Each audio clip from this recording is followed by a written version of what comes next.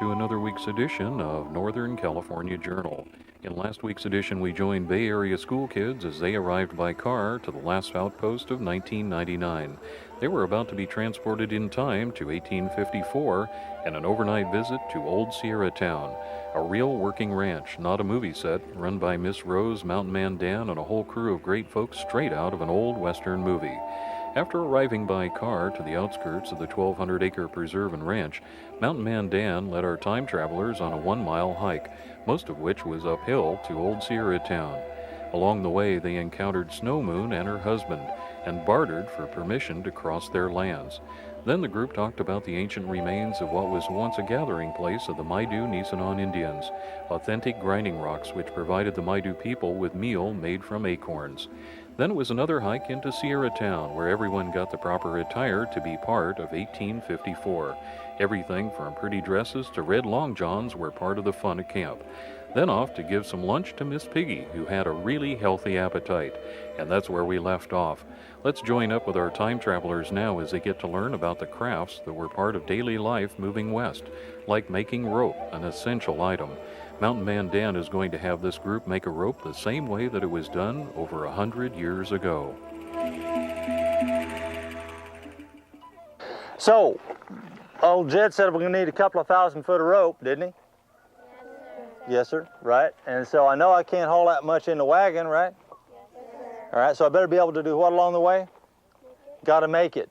All right, and we're going to do it using a couple of things. First of all, this is called a pendulum rope maker for obvious reasons. Does that.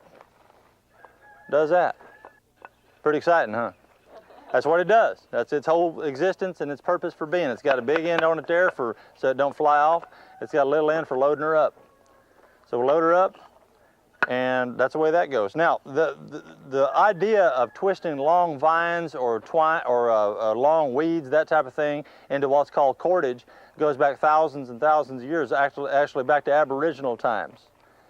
What we're doing is a little bit more advanced concept of that same thing. We're going to twist some cord one way, some twine, and then we're going to twist it the other way, and I'll show you how all that works. But at any rate, this is called a pendulum rope maker. It goes back about 300 or 400 years, this particular type of making rope. So we're going to do that. When y'all are swinging this, you don't want to be out here on the end of it like that where it's not like jumping rope. All you're doing is setting off to this, you're choking up on it a little bit and using it like that. There's a very minimal amount of motion that goes into this. And same thing when you go the other way.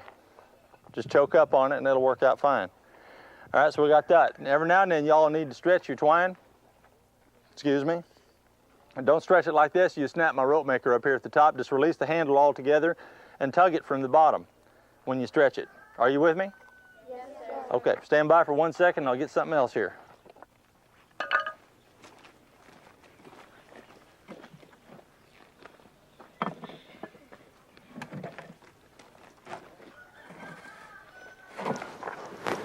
Now, this is called sisal twine.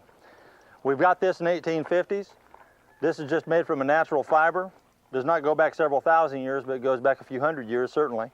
And we're going to use this here product to make our rope with. Now, in order to do this, I have to break y'all up into teams. You're going to make a team rope. I don't have the time, nor do we have enough rope makers for each individual person to make their own rope. So y'all are going to break up into teams. I'll give y'all about a minute here in a minute, not right now, to pick your team and be who you want to be with.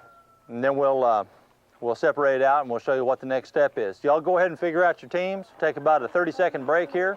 Figure out your teams and we'll come back. All right, now I need one group representative from each team. This has nothing to do with leadership or presidency. All it's going to be is you're going to be a target for me down the road. So who wants to be a target? Okay, how about you? Just step right down there, please. And you, young lady, you step right down there. Yes, ma'am. And you, go right ahead. Yes, ma'am, go right there. Is that everybody? Oh, all right. Young man with a hand up right there with a red bandana, come on over. Say yes, sir. All right, step down there. Now, my group people, step on down here for a minute. The rest of y'all stay right here.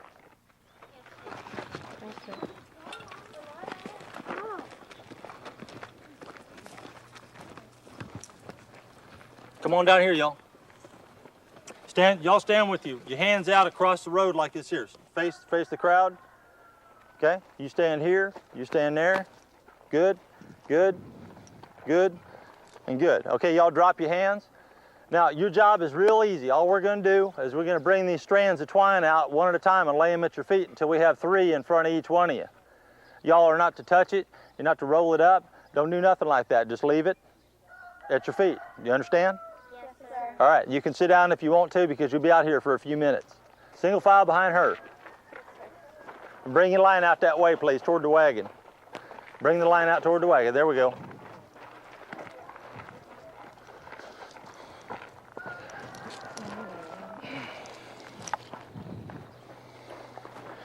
Okay, how many teams we got? 5. All right, now with 5 teams, we need 3 pieces of twine per team. So how many total pieces of twine do we need? 15. Exactly, 3 times 5, 15. All right. So young lady, if you hang on to that end right there, step right over here. Okay, hang on tight now. Young lady, if you come with me down here. Y'all help me count this out because I ain't very good with numbers. Say yes, sir. Yes, sir. No, I'll come down here with me, darling. Okay, now y'all make a hook out of you. Take your left hand, just make a hook out of it like that, and use your thumb as like a clincher. And because all I'm gonna do is hook your hand with this twine like that. You keep her nice and tight. You got me, girls? Yes, sir. Say yes, sir. Yes. All right, here we go. Y'all help me count them out now. Y'all out here in line. No, just.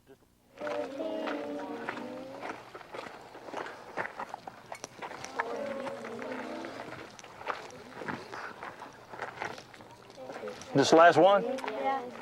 All right. Yes, sir. Yes, sir. Thanks for them good manners. Appreciate it. Oh, okay. Okay, y'all back up a little bit so we don't back up that way.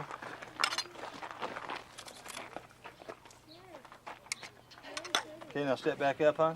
Yours is a good, real important job because we're going to be tugging these out of your hand one at a time. Okay, but I need you to hold on nice and tight, but not too tight because Can I we hold need to on tug them with out of 2 your hand. hands? You can hold on with 2 hands, but just hold on loosely enough to where we can tug them out of your hand. Yep. Okay, y'all, all we're doing is this. It's real easy as long as you listen. If you don't listen, you're going to have a big old mess on your hands instead of a nice rope at the end of it. So y'all listen up real close. Say, Yes, sir. all right. All you got to do, if you're using a wheel, just thread your twine between the top 2 spokes of the wheel of the wagon. Tie a hard knot, square knot, whatever you want to call it. Everybody know what that is? Regular old knot. Yes, sir. Test it, make sure she's strong. Take the knot, put the knot part of it right behind on the back of the pendulum. Then y'all back up lest I slap you in the head when this comes around. And y'all help me count up to 25. Like I said, I ain't too good with numbers. Ready? All right.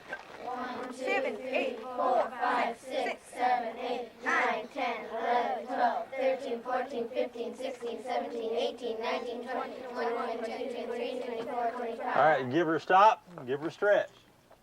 Like that there. All right? Then you'll pass it off to one of your partners and they'll spin her up to 25. Going which way? The other way? No, clockwise. I just went clockwise with it. Y'all with me? Yes. All right? We'll give it off to your partner and they'll spin another 25 going clockwise. Then pan it off to another partner and they'll do 25 going clockwise. You keep on going like that to 125 total rotations. Are you with me on that? Yes, sir. All right. Let's say we got her up to 125. Let's say we got her spun up. We don't, but for the sake of time, we'll say we do. One of y'all step over here, you'll hold it.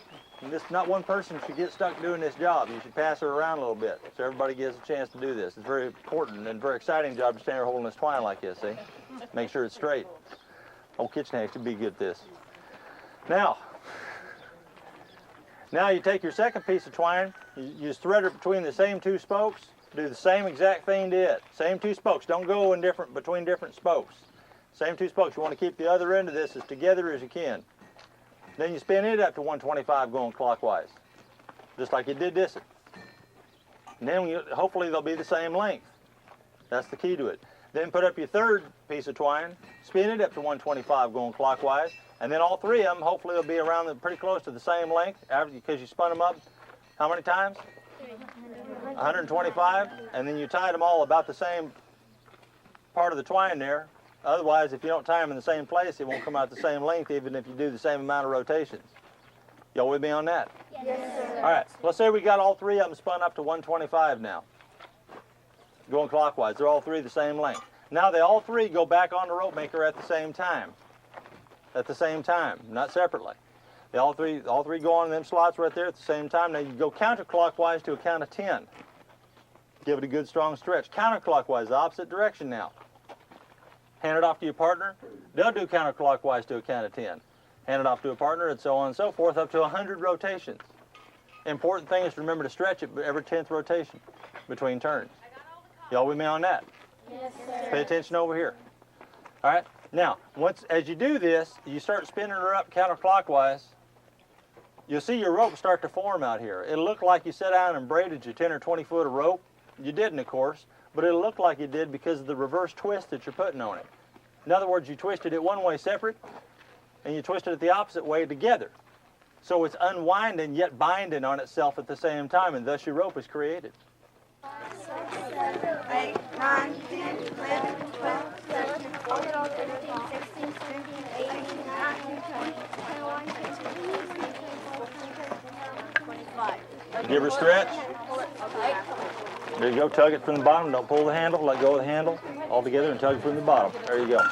Excuse me, ma'am. How do you get over there? Oh, just the box is full of over there. Oh. The other way, the other way.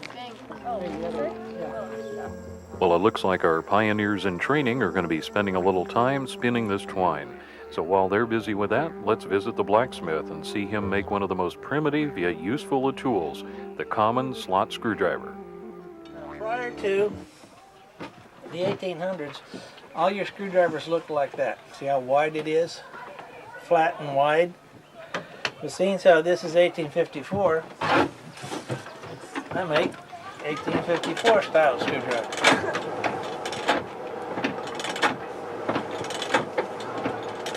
Did you make the screws? Yes, I could. But I don't have the tools with me to do that right now.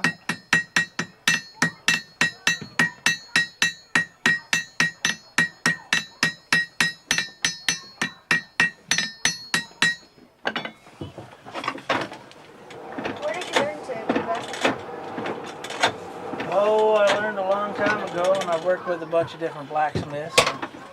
And then you pick things up here and there, and you watch people and you see how they do things. And the more you learn, the more you learn. It's a never-ending process. You're always learning. Back in the 1850s, did they have an apprenticeship program for blacksmiths? Yes, sir. What was it like? Well, about the first year, all you did was sweep the floor. Never in the woods now. There was chores that you had to do, but the thing was stick-to-itiveness. You had to learn patience, because as you know, blacksmithing takes a lot of work. It takes a long time to make things, because one of the biggest things was patience. Then the next thing they'd do, they'd become what was known as a striker. Now, a striker, his job was when you were working really big, heavy iron. Say, like this is called a single jack. It's a one-handed sledge. A double jack is a two-handed sledge. And I would take my hammer, and I'd pull it out of the fire, and first off I'd call my striker over. I'd go,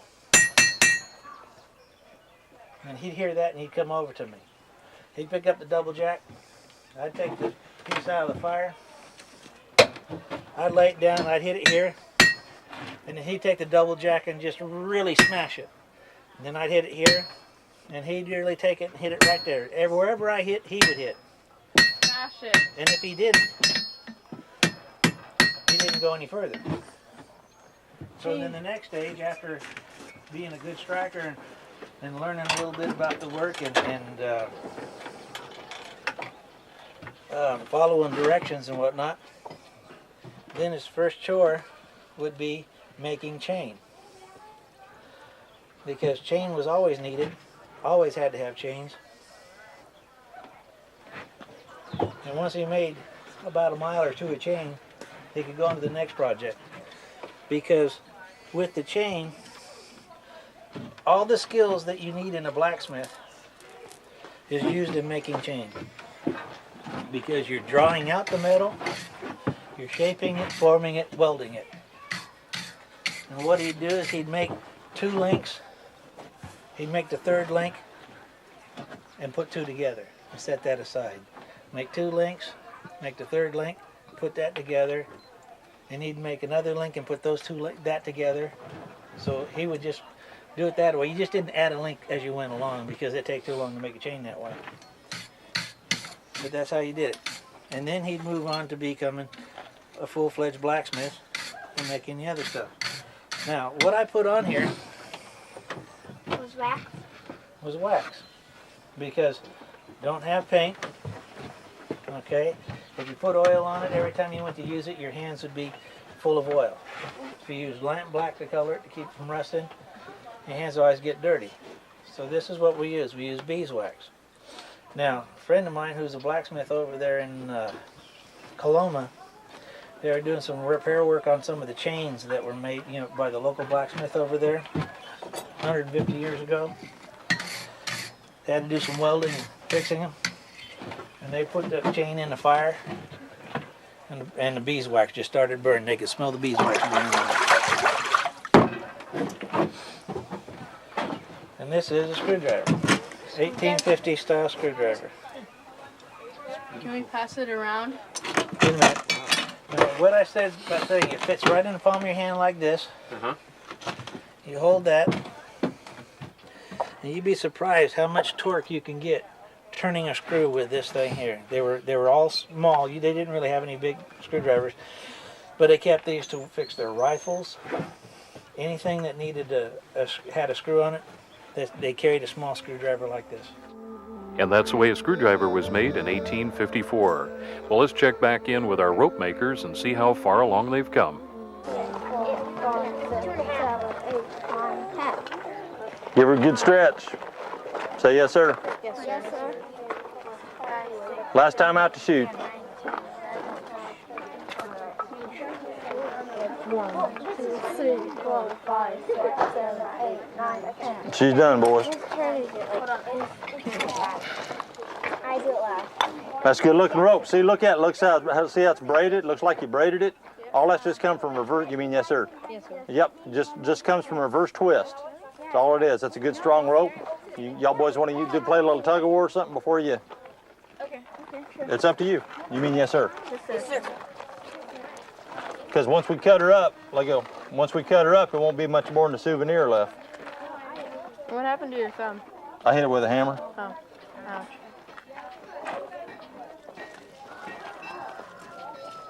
All right, let's do it the easy way then.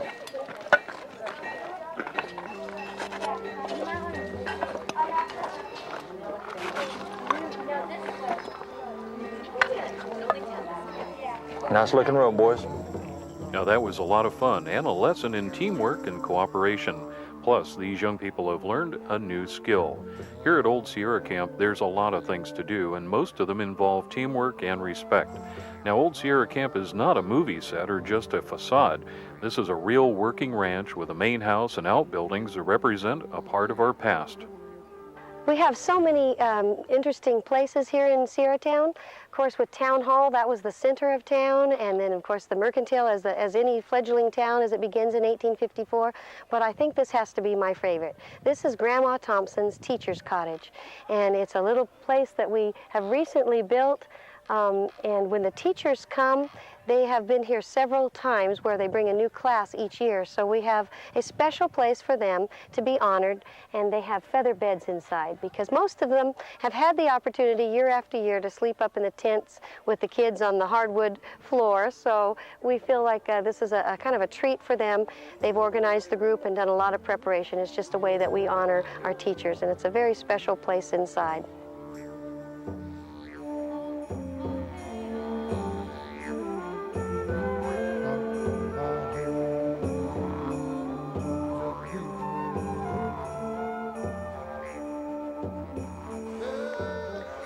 One of the things I love about this spot is all the pretty herbs.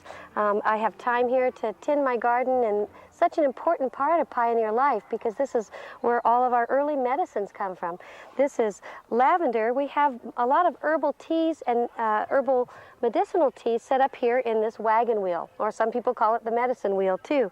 But this here is lavender, and this is St. John's wort.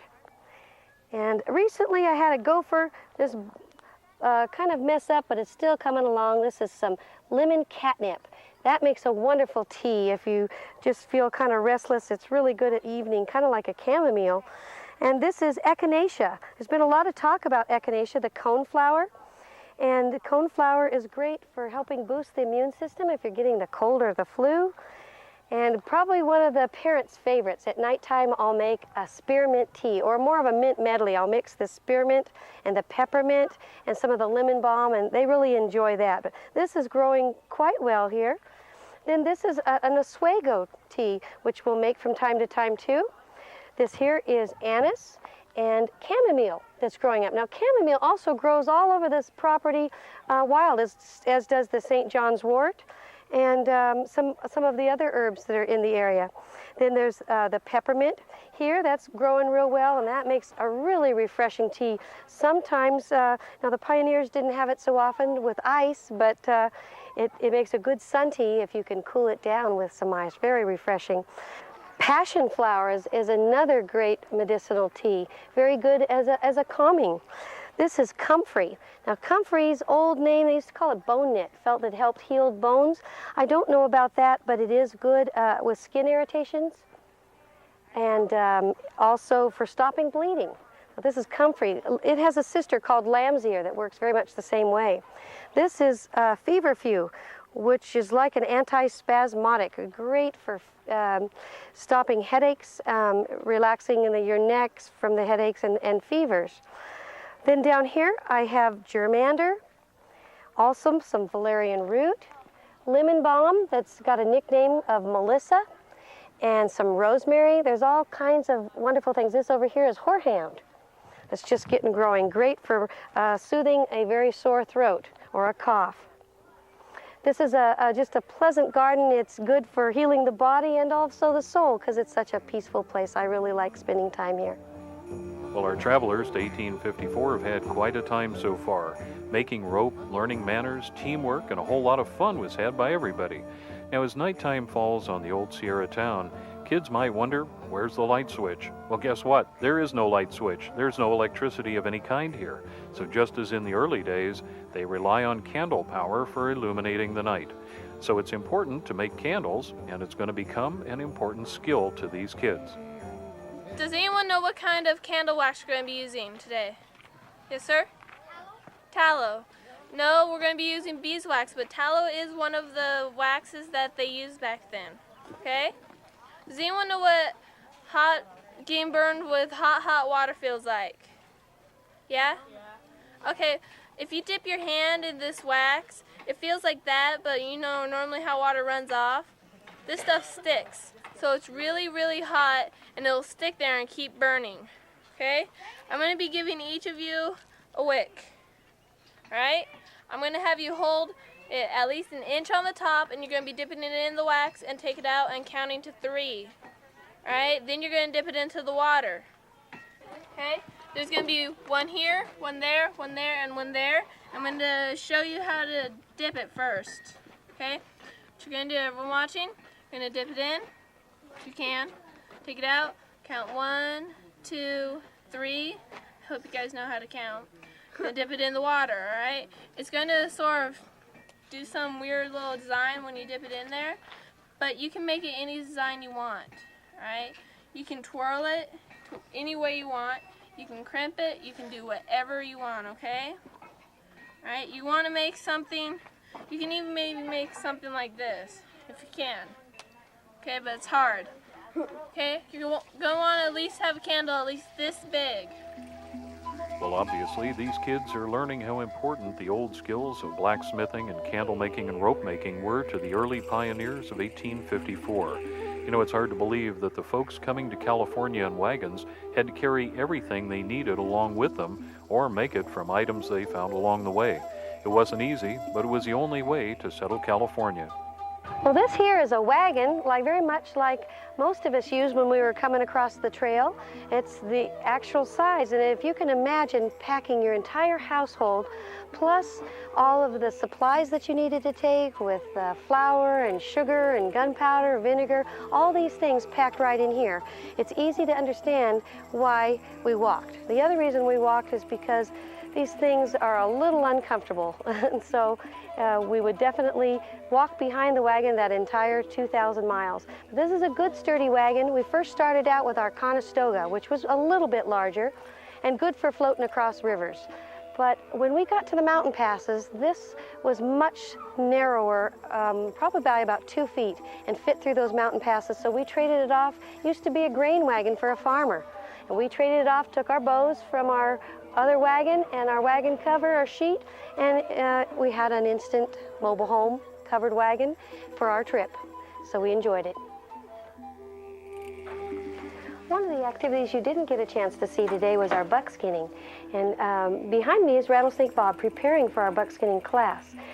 We are going to be having the youngsters making pouches today, but in our summer camp we'll be making moccasins, and also in some of our longer camps that we make moccasins from buckskin.